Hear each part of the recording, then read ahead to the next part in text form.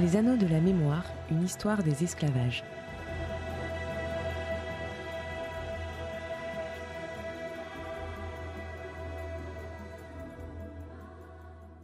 Chers auditeurs, bonjour. Nous retrouvons Bernard Michon, maître de conférences en histoire à l'Université de Nantes et membre du Centre de recherche en histoire internationale et atlantique. Et aujourd'hui, nous accueillons également Annick Peters-Cousteau. Bonjour à tous les deux. Bonjour. Bonjour. Bernard, je vous laisse présenter notre invité. Annick Peters-Cousteau est professeure d'histoire médiévale à l'Université de Nantes. Elle est membre du CRHIA. Ses recherches portent essentiellement sur les Grecs de l'Italie méridionale après 1071, également sur la société et la vie religieuse du royaume de Sicile, et enfin sur les royaumes à l'idéologie impériale à l'époque médiévale. Parmi ces publications, je signale à nos auditeurs Bruno en Calabre, Histoire d'une fondation monastique dans l'Italie normande, publié à Rome en 2013 dans la collection de l'École française de Rome. Je précise également un autre ouvrage dirigé en collaboration avec Manuel de Souza et François-Xavier Romanacci, Le sacré dans tous ses états, publié aux presses universitaires de Saint-Étienne en 2012. Merci Bernard. Alors après avoir évoqué l'esclavage dans les mondes grecs et romains avec Jérôme Vilgaud et Thierry Piel, nous allons aujourd'hui faire la transition entre l'Antiquité et le Moyen-Âge en évoquant avec vous, Annick Peters-Cousteau, l'esclavage dans l'Empire romain à partir de la christianisation. Alors d'abord, quelques généralités. Est-ce que vous pouvez nous situer la période chronologique dont nous allons parler aujourd'hui ? Oui, parfaitement. Il s'agit grosso modo des 5 premiers siècles de notre ère dans l'Empire romain, à partir de l'émergence de la pensée chrétienne qui porte une conception radicalement nouvelle de l'homme et de son statut individuel rapporté à l'économie du salut, et donc il y a évidemment des impacts sociaux. Et puis surtout à partir de 313, au moment où l'Église sort de la clandestinité grâce à Constantin, qui autorise le culte chrétien, il y a toute l'institutionnalisation du christianisme organisée par l'empereur et qui permet à l'Église de réaliser son système doctrinal, administratif et territorial avec une forte influence sur la société. Alors si on a un peu de temps, on pourra pousser jusqu'au haut Moyen-Âge au moins en Occident, mais voilà, grosso modo, il s'agit de l'Empire romain chrétien dans ses parties orientales et occidentales. Alors justement, vous parlez de l'Empire romain d'Orient et d'Occident donc.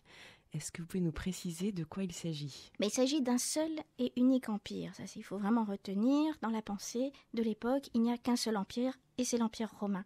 Ceci dit, à partir de l'empereur Dioclétien au IIIe siècle, pour répondre à une grave crise politico-administrative de l'Empire, l'empereur Dioclétien instaure un système qu'on appelle la tétrarchie, qui est en fait une partition administrative de l'Empire entre une pars orientalis, la partie orientale, et une pars occidentalis, la partie occidentale. À partir de ce moment-là, donc, il y a 2 empereurs et 2 co-empereurs qu'on appelle les Césars. Alors, et c'est pour ça qu'on parle de l'Empire romain d'Orient et de l'Empire romain d'Occident. Mais en fait, c'est une seule et même unique structure politique.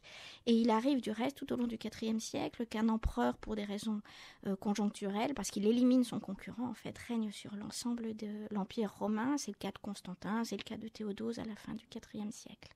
Et vous disiez justement qu'à partir donc de 313, c'est ça, le christianisme est autorisé. Est-ce que vous pouvez nous dire comment il se diffuse au sein du monde romain de cet empire ? Le christianisme fait partie de ces cultes orientaux qui connaissent un grand succès dans l'Empire romain. Ils sont multiples, ils sont parfaitement tolérés au 1er siècle de notre ère. Ceci dit, l'activité donc apostolique se développe dans le 1er siècle de manière assez, sans être gênée par les autorités, du moins pas trop, et se développe dans les communautés juives du pourtour méditerranéen essentiellement, et dans les communautés, dans les élites urbaines en fait du pourtour méditerranéen, et donc il se diffuse dans la langue de communication de ces populations, c'est-à-dire le grec. Par la suite, à partir de l'empereur Néron, dans les années 68, et puis de manière, récurrente, irrégulière, il y a des poussées de persécution contre la religion chrétienne, parce que les empereurs et les gouverneurs estiment que ce sont des communautés qui peuvent porter atteinte à l'unité et à la cohésion civique. En 313, par l'édit de Milan, Constantin autorise le culte chrétien, c'est ce qu'on appelle la paix de l'Église. Les chrétiens sont alors très minoritaires, mais ils ont une force sociale importante, une force économique importante. et ce qui pousse l'empereur évidemment à autoriser ce culte chrétien. Et l'empereur, d'ailleurs Constantin, prend en main les rênes de l'institutionnalisation de cette église, c'est-à-dire de l'organisation d'encadrement des fidèles, en convoquant les assemblées qui vont décider justement de comment ça va s'organiser et quel est le système dogmatique de cette religion, assemblée qu'on appelle concile. Vous écoutez Les Anneaux de la Mémoire, une histoire des esclavages. Je suis avec Bernard Michon et Annick Peters-Cousteau. Bernard, vous allez nous lire un passage de la Cité de Dieu de saint Augustin, un texte qui date du début du 5e siècle après Jésus-Christ. C'est avec justice que le joug de la servitude a été imposé aux pécheurs. Aussi ne voyons-nous pas que l'Écriture sainte parle d'esclaves avant que le patriarche Noé n'eût flétri le péché de son fils de ce titre honteux. Le péché seul a donc mérité ce nom, et non la nature. Si l'on en juge par l'étymologie latine, les esclaves étaient des prisonniers de guerre à qui les vainqueurs conservaient la vie, alors qu'ils pouvaient les tuer par le droit de la guerre. Or cela même fait voir dans l'esclavage une juste punition du péché. Car on ne saurait faire une guerre juste que les ennemis n'en fassent une injuste. Et toute victoire, même celle que remportent les méchants, est un effet des justes jugements de Dieu qui humilie par là les vaincus, soit qu'ils veuillent les amender, soit qu'ils veuillent les punir. Alors, Annick Peters-Cousteau, saint Augustin développe une réflexion sur l'origine de l'esclavage et sur sa place dans l'ordre voulu par Dieu. Pouvez-vous nous expliquer sa pensée ? Oui, alors je voudrais juste revenir pour expliquer bien saint Augustin sur la doctrine du christianisme, enfin comment elle s'est constituée aussi avant Augustin. En fait, dans le Nouveau Testament, Jésus considère l'esclavage comme une donnée de fait et illustre d'ailleurs un certain nombre de ses paraboles avec le portrait du serviteur fidèle ou du serviteur infidèle. C'est-à-dire qu'il n'y a pas de remise en cause, malgré tout, de cet ordre social dans lequel il y a des esclaves. Enfin, ceci dit, quand même, le christianisme, Jésus porte une parole qui est véritablement radicale de renversement des valeurs dans le sermon sur des béatitudes et dans un certain nombre de ces discours où il y a une égalité qui est radicalement nouvelle entre l'homme et la femme, entre le serviteur et le maître. Donc, il y a des frottements, en gros, à l'intérieur même de la doctrine. Paul, quant à lui, l'apôtre Paul de Tarse, concernant l'esclavage, ne remet pas non plus en cause l'ordre établi, et en particulier dans la lettre aux Éphésiens, au chapitre 6, il dit clairement « Les esclaves doivent obéir à leurs maîtres, et les maîtres ne pas maltraiter les esclaves ». C'est-à-dire que, alors, il faut bien comprendre que Paul écrit dans un contexte d'attente de la parousie, du retour du Christ, c'est-à-dire que pour lui, c'est pour demain. Et donc, évidemment, c'est pour bientôt la question de la domination d'hommes sur d'autres, et donc de faible importance dans la mesure où elle est destinée à être très prochainement abolie par le retour du Christ. Et au contraire, au bout du compte, qu'il y ait des maîtres et des esclaves, c'est plutôt bon. C'est pour le maître comme pour l'esclave l'occasion d'appliquer la parole de Jésus, chacun dans son statut, et de faire son salut par la conversion morale et spirituelle. L'esclave apprendra l'humilité et le maître apprendra la douceur. Alors, de saint Augustin jusqu'au pape du XIXe siècle, qui se rallieront sur le tard au mouvement abolitionniste, et en passant par saint Thomas d'Aquin, cette théologie de l'esclavage de saint Paul, c'est la doctrine officielle de l'Église. Ceci dit, Augustin a une place particulière dans la constitution, à une étape ultérieure de la pensée chrétienne de l'esclavage, et à sa suite, tous les pères de l'Église considéreront pour acquis les points suivants. C'est que, comme le texte qu'a lu Bernard le montre bien, l'esclavage est le fruit de la guerre, et donc du péché originel. C'est-à-dire que la domination d'un homme sur un autre s'explique par la faute originelle, le mal dans le monde, comme tant d'autres faits. Et donc, cette doctrine a deux effets. Tout d'abord, ce n'est pas Dieu qui est responsable, qui n'est pas fautif de cette situation. L'esclavage est une création humaine, donc on n'est pas esclave par nature, contrairement à ce que disait Aristote, qui était la grande pensée précédente. La deuxième chose, c'est que c'est une réalité qui est liée au péché originel et donc qu'on ne pourra abolir qu'à la fin des temps. Donc ça ne sert à rien de lutter contre. C'est lié au péché. Tant qu'il y a des hommes, il y a le péché originel et donc il y a l'esclavage. Donc la christianisation de l'Empire romain apporte des modifications par rapport à l'esclavage, justement, à cette pensée. Alors, tout à fait. C'est-à-dire que l'Église finit par condamner l'esclavage d'un homme libre, mais elle ne condamne pas le système esclavagiste. D'autant plus que l'institution ecclésiastique, à partir du IVe siècle, est associée aux structures de pouvoir, et donc on lui donne des biens, des domaines, avec des esclaves dessus. Donc l'Église elle-même devient propriétaire d'esclaves. Donc on tolère absolument que des chrétiens, des maîtres chrétiens et des esclaves chrétiens.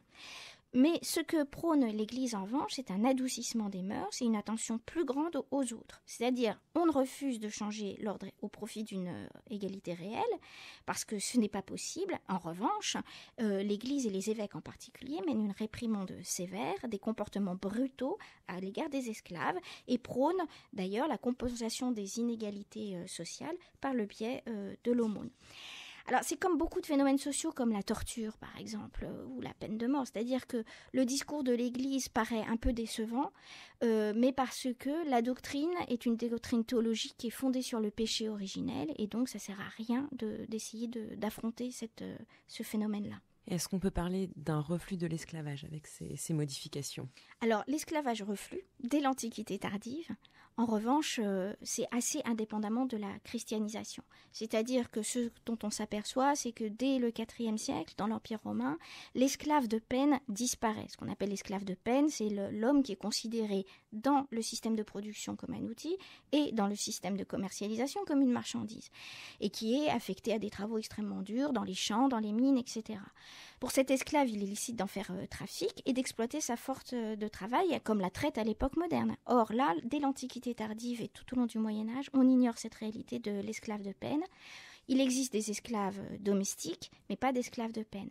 Alors la réduction de l'esclavage est liée à plusieurs choses. Dès le début du IIe siècle, l'arrêt des conquêtes territoriales de l'Empire romain, et qui étaient ces guerres de conquête, qui étaient véritablement l'instrument de captivité et donc pour trouver de nouveaux esclaves.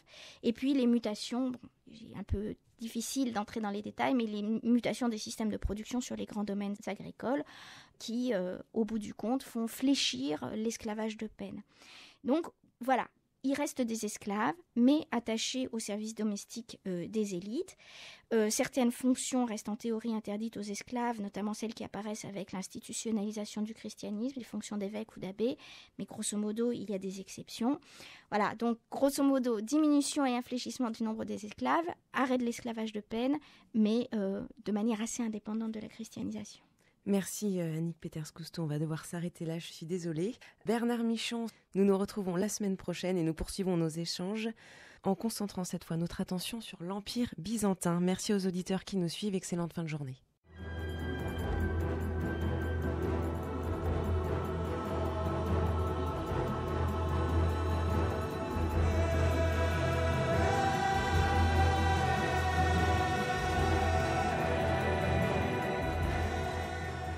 C'était Les Anneaux de la Mémoire, une histoire des esclavages. Cette émission vous a été présentée par Barbara Chiron de l'association Les Anneaux de la Mémoire, avec à la technique José Pasquale.